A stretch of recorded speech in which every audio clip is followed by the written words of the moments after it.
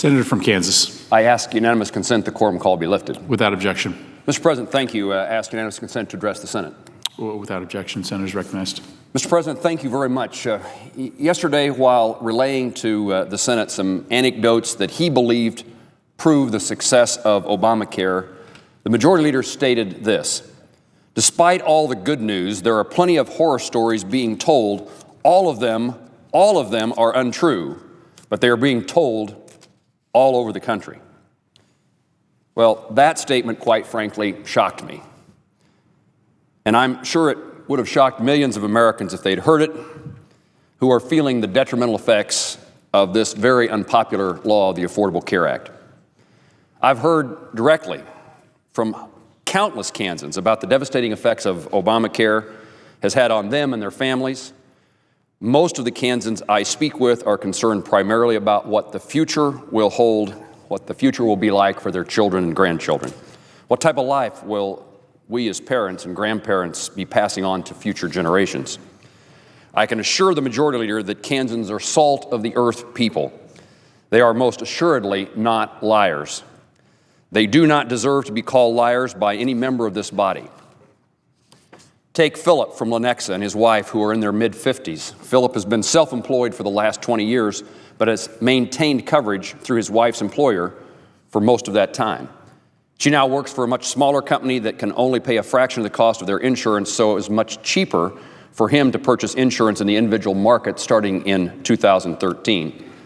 Finding affordable coverage now in 2014 has been a much greater challenge. He writes, with the changes in health care insurance due to the implementation of ACA for the next year, we shopped the exchange for 2014 plans. What we found was shocking.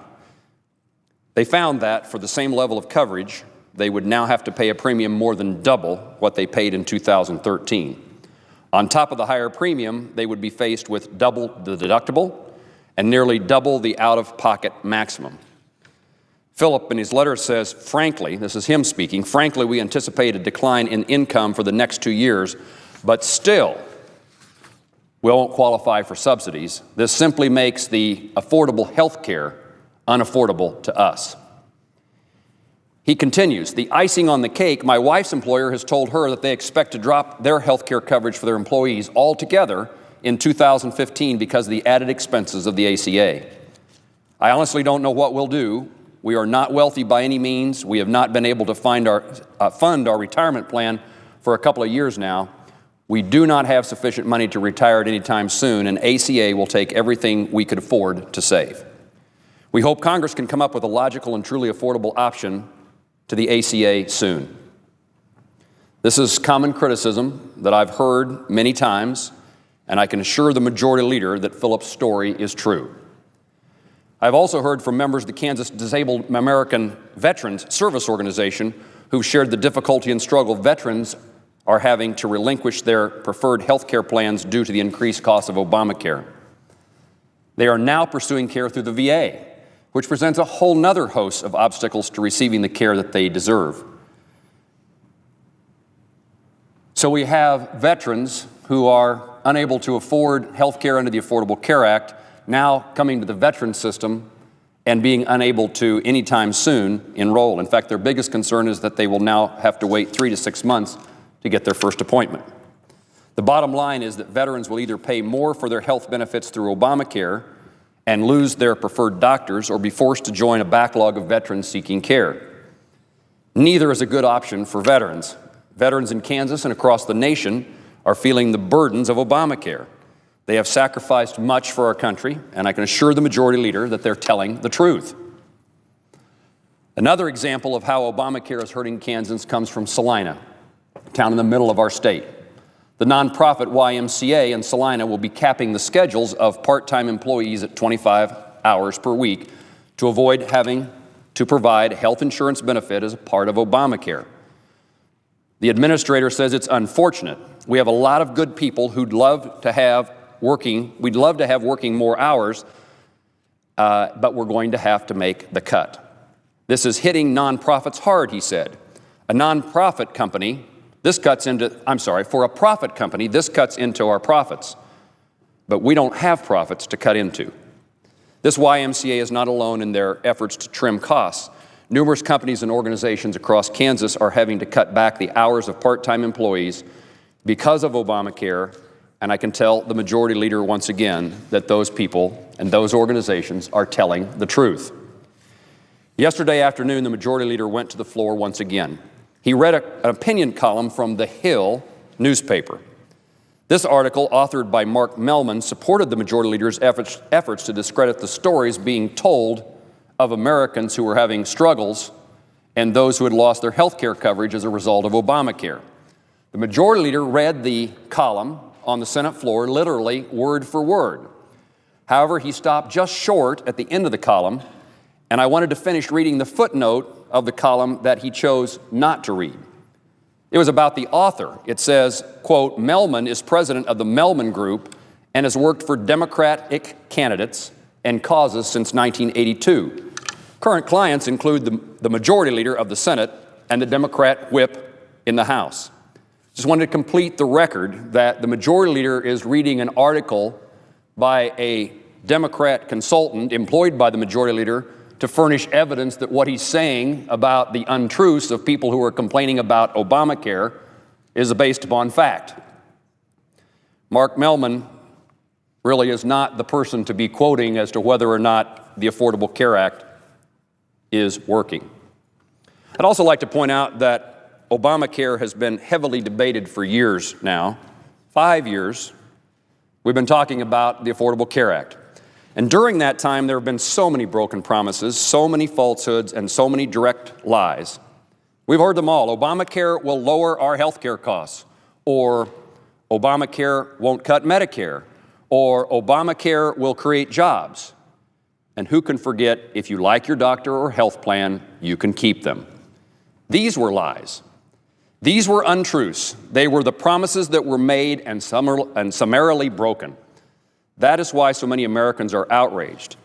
It is time for Washington to stop dismissing their concerns and start listening to their concerns. Another disturbing moment, in fact, I think it's perhaps the most disturbing part of what the majority leader said. After he read the column from The Hill, he said this, quote, "It is time the American people spoke out against this terrible dishonesty and about those two brothers who are about as un-American as anyone I can imagine." That really bothers me. Accusations about who is un-American are deeply troubling, and to me, that is an unfortunate comment when we refer to anyone.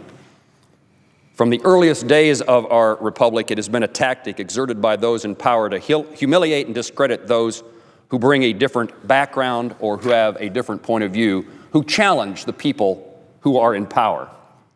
And it's part of a strategy to convince ordinary Americans that sinister forces are working to undermine our country and our institutions. Ironically, by charging some person or group of being un-American or disloyal, the effort to stifle an exchange of ideas erodes the very foundation of our democratic government. These accusations have been leveled during times of war, but they are just as prevalent during times of peace.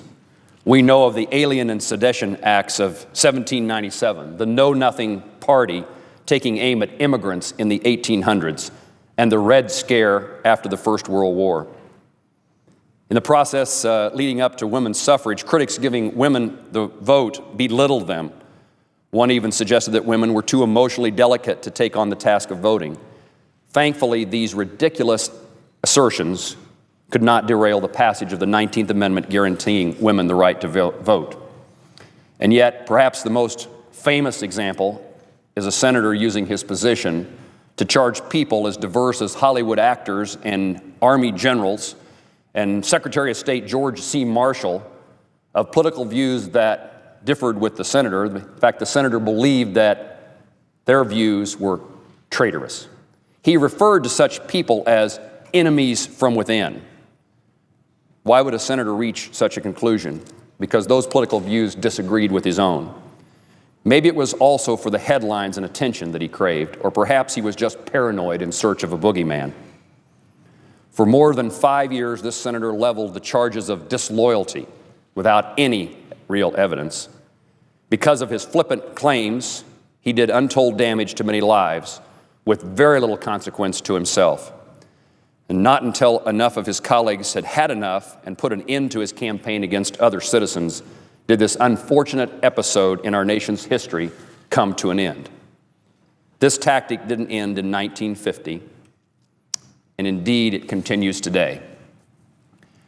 I'm disappointed by those who impugn President Obama, questioning his legitimacy and his sincerity as he seeks to do what he believes is best for the country.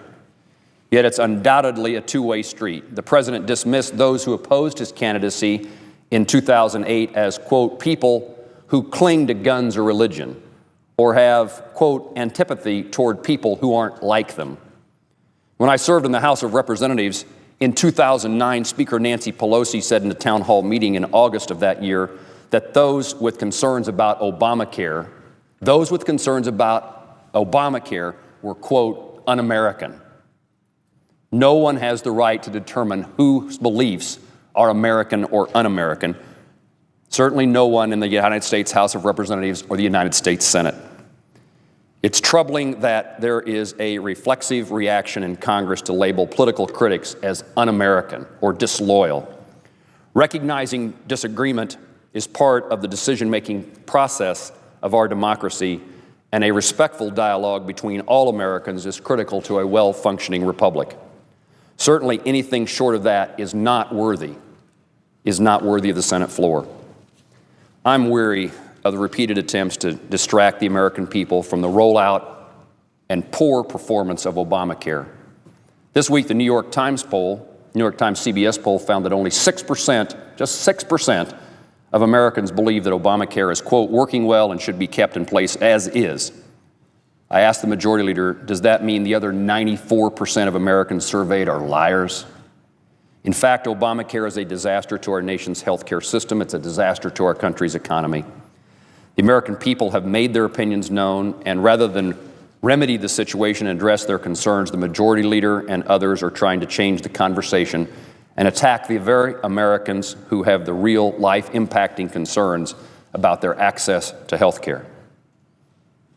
My friends on the other side of the aisle act as though the majority of Americans support Obamacare. They do not. They never have. We didn't listen to them when Obamacare was passed. We haven't listened to them since. In fact, the same New York Times CBS poll found that Americans, quote, feel things have pretty seriously gotten off on the wrong track by a margin of nearly 2-1. This poll was comprised of Republicans, Democrats, and independents, of which 63% feel that things have pretty seriously gotten off on that wrong track. I agree we're heading in the wrong direction, and I fear that, like most Americans, instead of riding the course, we have a Senate, its leadership, who will want to distract the hardworking Americans busy with their families, struggling and living their lives. But speaking of dysfunction, the majority leader is speaking about dysfunction in the Senate that he alone has the ability to control. The pilot of the plane cannot and should not blame the passengers for the turbulence. I'm glad the majority leader mentioned the Senate feels like Groundhog Day or a Groundhog Year. He's absolutely right, over and over, time and time again. How many times has the majority leader obstructed the Senate debate and votes on amendments? Over and over again, we see the same strategy from the majority leader to run the Senate according to his rules and his alone. He controls the Senate operations. He controls the ability to move past Groundhog Day, and he controls whether or not his colleagues can advocate for their amendments and have votes. I can tell you, Republican senators are not alone in this thinking, although I'm sure the majority leader wishes it were the case, just Republicans complaining. Many Senate Democrats also feel the same way. They too have legislation. They too have amendments they'd like to see in front of the Senate that would see the light of day. One such amendment that the majority leader is using in his blame game is a bipartisan amendment offered by Senator Menendez and Kirk, a Republican and a Democrat with 59 Senate co-sponsors, an amendment that seemingly there's overwhelming amount of Senate support for this amendment. So why can't we get the issue of Iran and nuclear capabilities to the Senate floor? Why does the Senate majority leader continue to obstruct the Senate process rather than return to regular order and allow the Senate to operate the way it was intended? The dysfunction of the Senate ultimately hurts the American people. and the majority leader has the ability to change that. My hope is that we move beyond this time in the Senate's history. We move beyond the same old, and we have the opportunity to chart a new path forward to restore the Senate to function as it should. I have no interest in serving in a United States Senate that doesn't do its work. Neither the majority leader or any other member of this body has the ability to represent individual Americans interested in any given moment. We each represent people from our respective states who have different points of view. I understand that people have a different point of view depending upon where they live and their background, their experience, their philosophy. And this diversity of opinion is what makes this country, and by the extension, the United States Senate, such a force for good in the world. These opposing viewpoints are, by their very definition, American. The diversity, the disagreement among ourselves is actually American, not un-American.